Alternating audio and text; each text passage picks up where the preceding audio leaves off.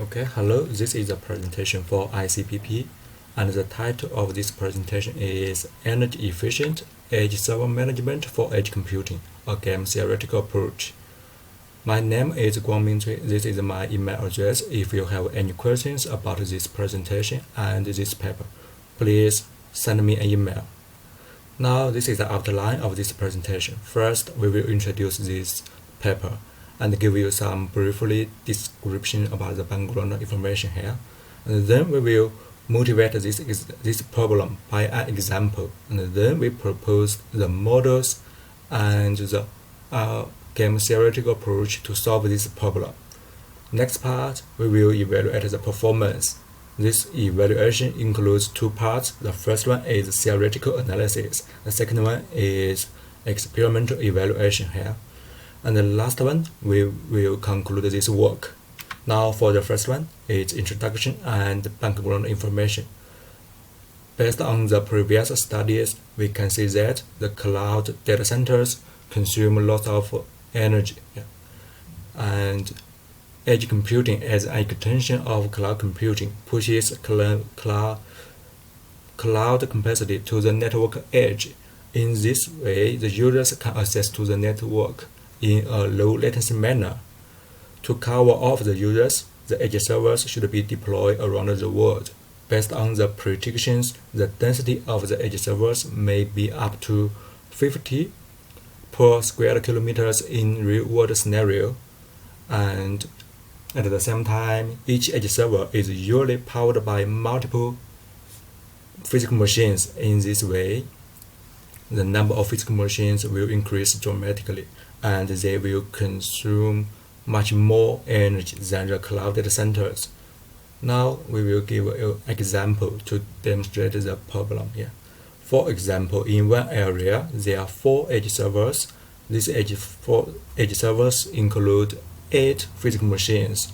We will use these 4 edge servers to serve these 10 users. However, the number of users will be changed during different time of the day. For example, in a CBD area, the number of users might be different for at the midday or the midnight. For example, take the figure 2 as an example here. If there are 10 users at the daytime, these 10 users could be served by these 5 physical machines. However, at the midnight, if there are 4 users, these 4 users can be served by 1 edge server only. In this way, the rest of the physical machines could be shut down and to reduce the energy consumption here. So now we propose the models of this system here. First one is the energy consumption model here.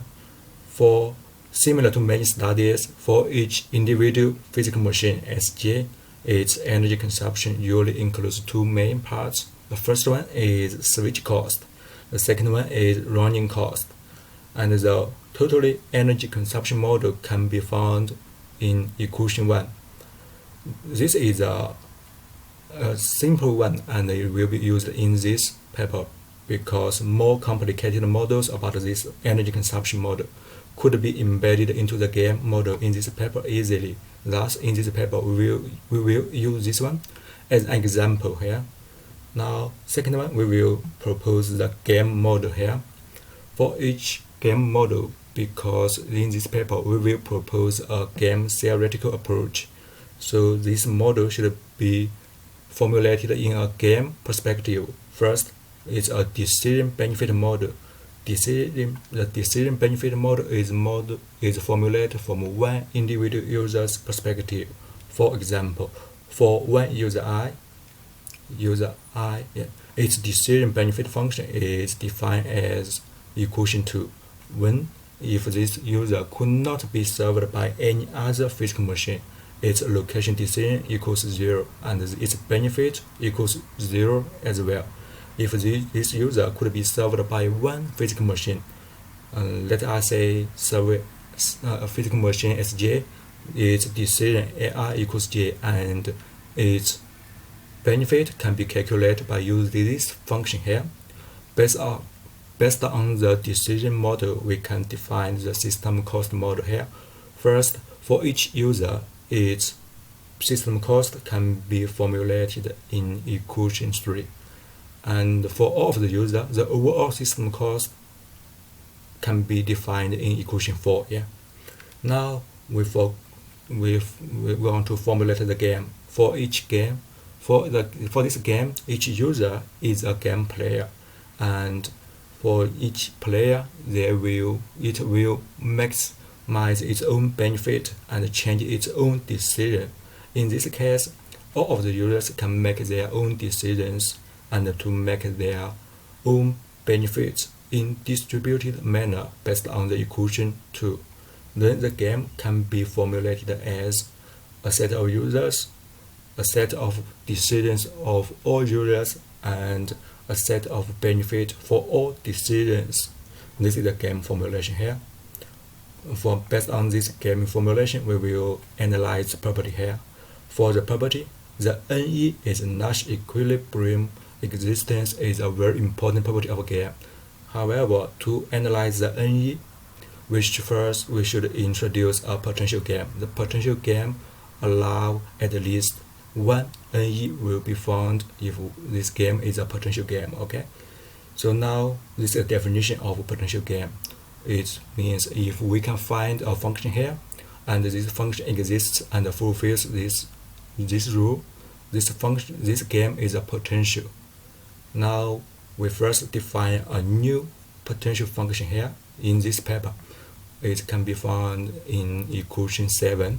This is a function, and then based on this function, we can prove the potential of our game. Yeah, based on the theorem 4.2, the EES game is a potential because this function can be found and these rules can be fulfilled.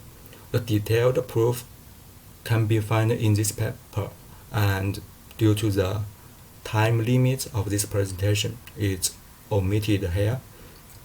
If you have any questions about the proof, you can send me an email. Yeah, this is the property now. Now the algorithm can be proposed here. Based on this pseudocode, this algorithm can be divided into 3 steps. First one, from line 3 to line 10. For each user, we will find all its possible decisions here, and we will store all of these decisions to a set is called AI, and then we will find the maximum benefit from the AI, and if this maximum benefit is larger than the previous benefit, this new decision will be sent to the central system to request for other update. And then last one, if the central system has selected this user as the winner and then this user can update its request, its decision can update its decision here. This algorithm will be ended if there are no users want to update their decisions. This is the pseudocode here. Now we will analyze its performance theoretically. First one is the convergence. For the potential game, the finite iteration property will hold for the potential game. Now, the finite iteration property ensures that a game can find an NE or a solution after a finite number of iterations. Let us use R to denote the number of iterations. Then we will use the theorem 4.3 to find the bound of the number of iterations here. Please note in this theorem we use one assumption here is Ti and Vi are two non-negative integers. For more general cases, they will be evaluated in the experimental part. Also, for the proof of this theorem, please find it from the paper, and if you have any questions, you can send me an email. Yeah. This is a convergence, and now is a POA. The POA is used to evaluate the performance gap between the worst NE and the optimal solution. So the POA will be evaluated in 2 parts. The first one is the number of end user served. The second one is the overall system cost.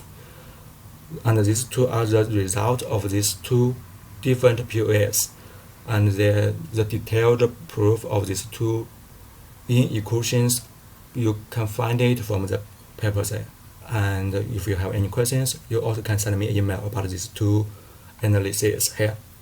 This is the performance analysis. Now we will evaluate its performance experimentally. We test it based on a public dataset and the public real-world testbed. Then we will test its performance by using these three different metrics. The first one is the number of end users served, and the second one is the overall energy consumption. The last one is the overall system cost. We also test its performance based on the 5 comparing approaches. The first one is the optimal one. We will find the optimal solution. The second one is random. It will random locate these users to the physical machine. The third one is heuristic, and the fourth is HDR, and the HEDR. These three are the state-of-art approaches and accepted by the high-quality journals and papers and conferences here. Now, to simulate the different scenarios of the EESM problem, 3 different parameters are changed in this experiment. The first one is the number of end user.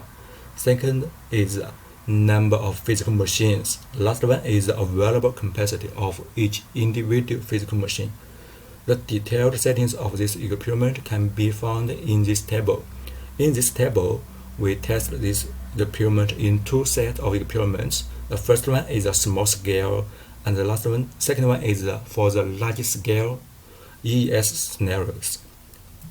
Because for the comparing approaches, we use the EESMO to find the optimal solution. However, finding the optimal solution will take a very long time. It is pretty hard to find the optimal solution for the large scale problem. So we use the set one to test the performance gap between the optimal and the proposed game, and we use the set 2 to test the performance of a proposed approach in the large scale EESM problem. This is the experiment settings here, and based on these settings, we test the effectiveness of the 5 comparing approach and the proposed approach here. First one, from figure 2 to figure 4, we can see that the optimal can find the best solution, and then the proposed game can find a near optimal solution.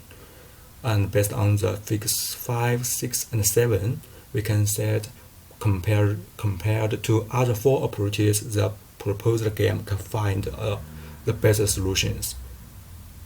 This is the effectiveness and also is the efficiency here. From figure 8 and figure 9, we show that in the small scales, even though there are only server users and only couples of physical machines, the optimal still need a lot of time to find the solution.